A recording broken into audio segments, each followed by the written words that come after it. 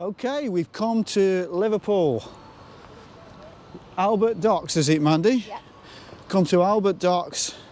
We're going to look and use this as the backdrop to the next part of this course. We're going to look in the Beatles Museum and discuss the change that took place between 1965 and the last 4 years of the 60s, which completely derailed the whole kind of flower power movement. So when's the last time we came here? With the church on a bus trip about 10 years ago. Long time ago, wasn't it? Yeah.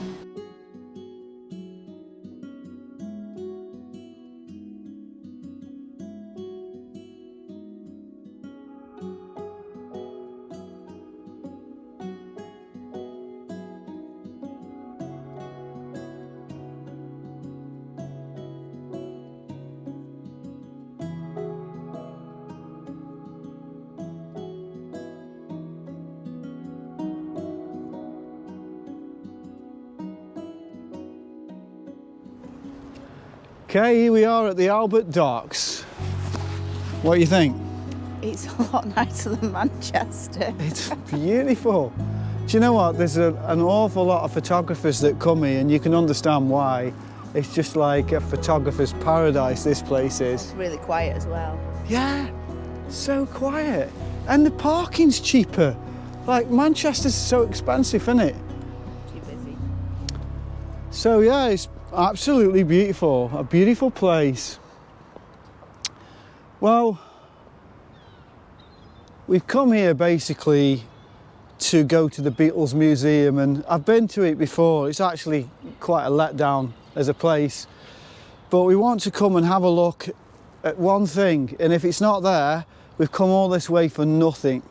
But I want you to see John Lennon's white grand piano that he used to play the song Imagine on. When the Beatles split up, Lennon wrote a song called Imagine. I'm sure you all know that song, but that song has quite a significance to this study, because when I went up to secondary school, they have like an open day, don't they? And when I went up to secondary school, as part of the open day, they were doing Godspell. This is about 1979. They were doing Godspell, and as a kid, I was blown away by it, in the song Day by Day. Oh dear Lord, three things I pray, and prepare ye the way of the Lord. Prepare ye. And the kids did it so well. I'm sitting there at the age of 11 thinking, and the crucifixion scene that the kids did was unreal. In fact, we copied a part of it in one of the things that we did, didn't we?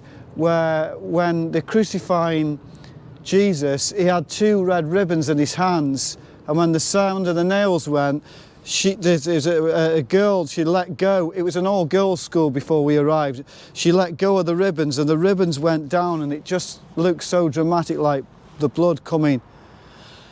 Anyway, the point being, when I went to the open, what do you call it? The open evening, that's what they were doing.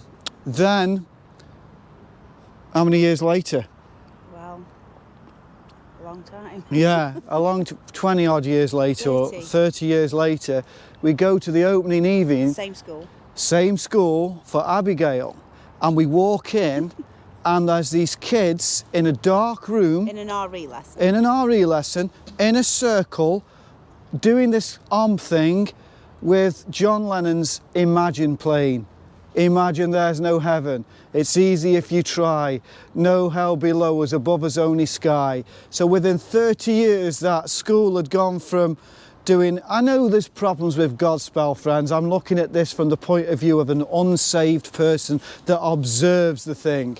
It went from this Christian musical to out-and-out atheism with a little kind of twist of Eastern mysticism.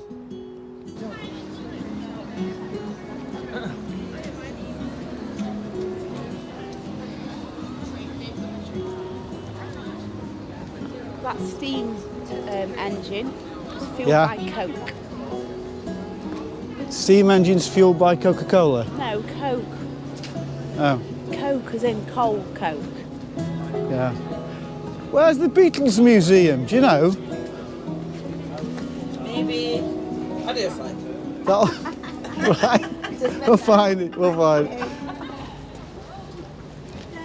I've seen it. Ah, wait a minute. What, the other side of the We dock? could see it from where we parked, so that'll help us. So there's the Museum of Liverpool. Yeah. And there's the Tate Gallery, and I know you want to go in the Tate Gallery. I want to live in that. Yeah, this is it. This is our next camper van. This is our... Look at that. That's so cool. There you go, Kevin. Can't believe I'm filming this, but there you go. Take you towards it. Nice, isn't it? Here we go.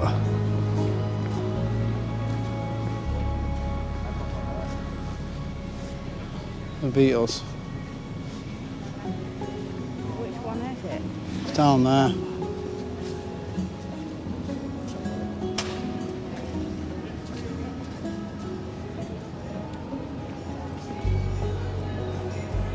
Alright, so I don't think it needs pre-booked up.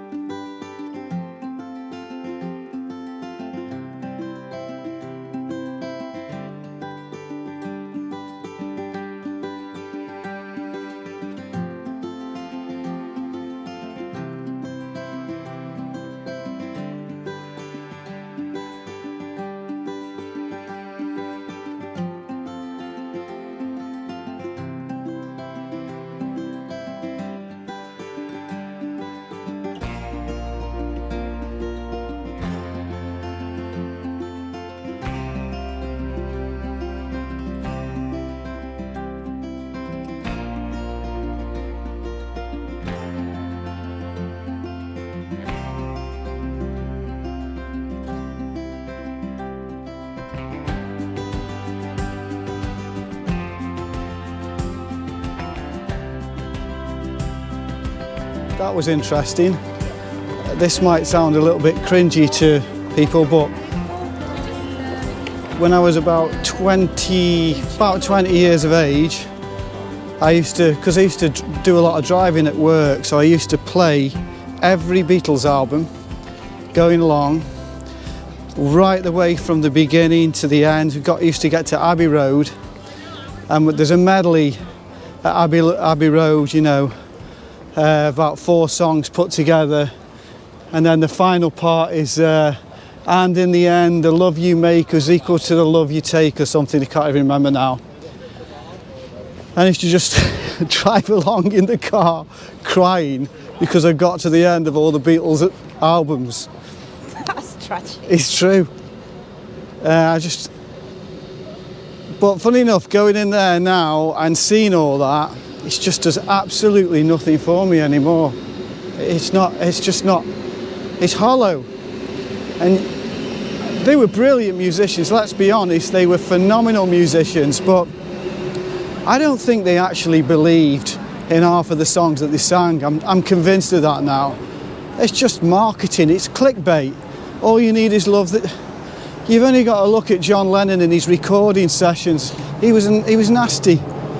They weren't nice people, you know? There was no love. Right, so this is the first question, and this is directed towards the baby boomers. What was your experience of the 60s? What was your experience of that decade, the swinging 60s? Tell the group, what was it like for you to experience that time? And I'm sure it was completely different than everything that I've just explained. So the second question is, again, this is towards the baby boomers, how much did the music of the 60s, and particularly the lyrics and the mindset, how much did that affect you? You might have to think about that a little bit more, but how much do you think that affected you? Okay, so this is a question for the younger ones or anybody in the group. When you look at the 60s and you look at the kind of culture and what they believed, or more or less what the songs were saying they believed, what are the similarities between that time and the times that we're living in now? Can you see parallels between that time and the times we're living in now? Okay, so on Sunday morning we looked at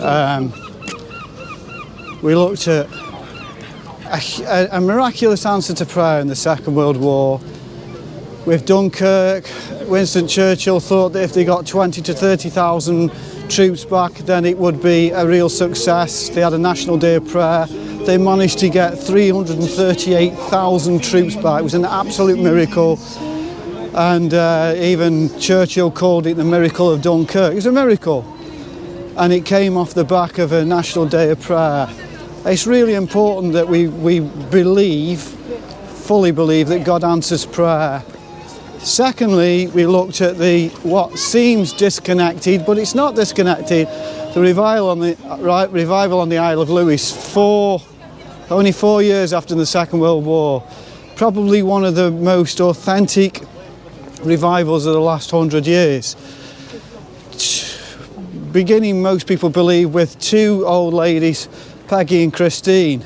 Thirdly, we looked at the revival of the Jesus movement, which was massive. I mean, if you want to study it yourself, it was absolutely massive. It changed the lives of thousands and thousands and thousands and thousands of people.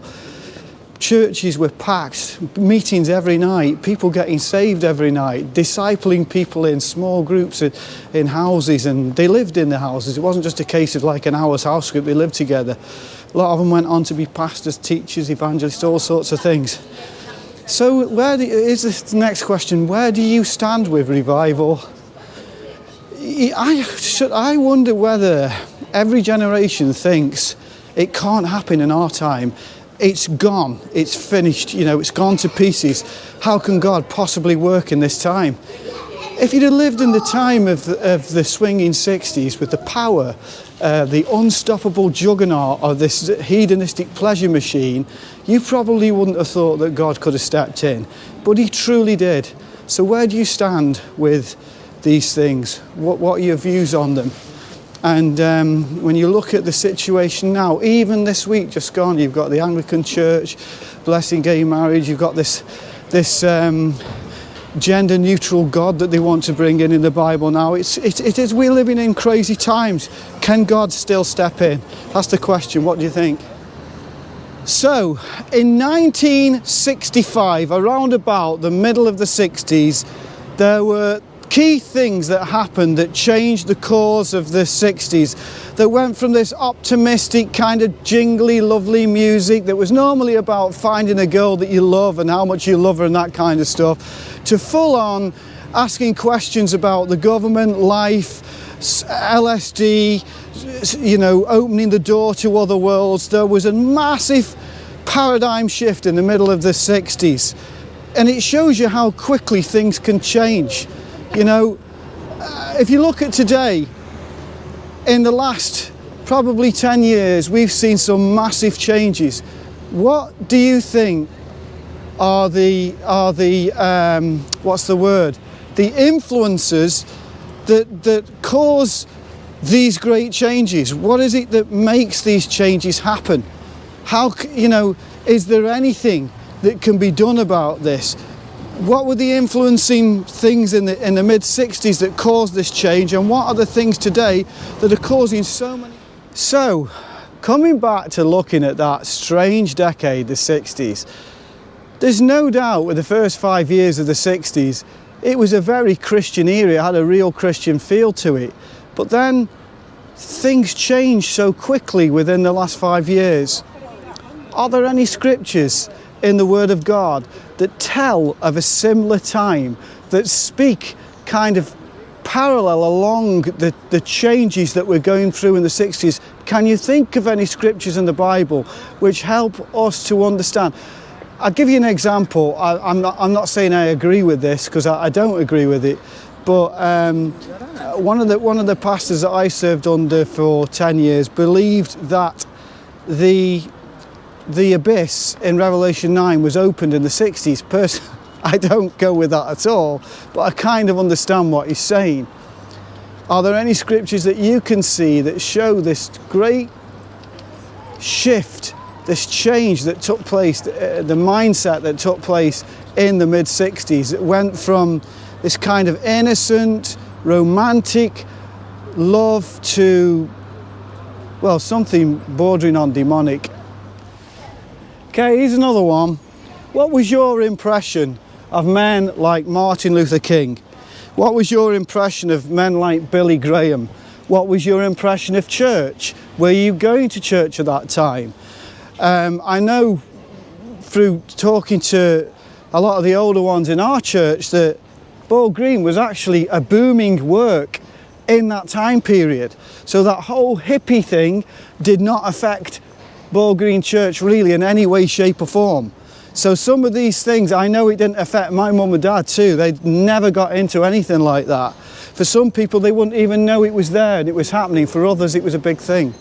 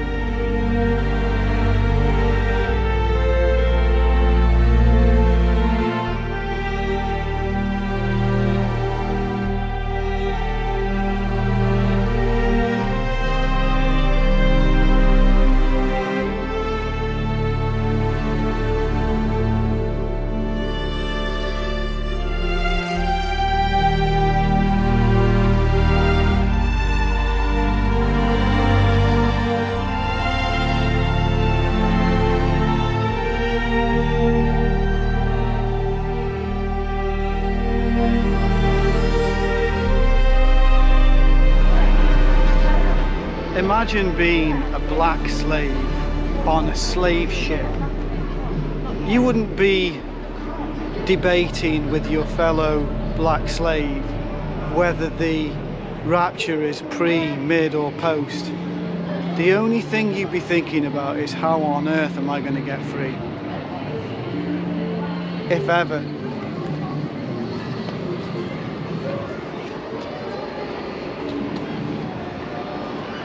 We don't know what we've got, folks. We don't know how blessed we are. We just don't know how blessed we are today. And we talk about the baby boomers, but it's the same for Generation X, it's the same for the millennials. We don't know how blessed we are. And all it makes me do when I see things like that is just, it's time to work while there's light. Do what you can, whatever the Lord has called you to do, whatever your hands find to do it with all your might. Put your hands to the plow and don't look back. Whatever Jesus is calling you to do, get on with it. Because this is an open time.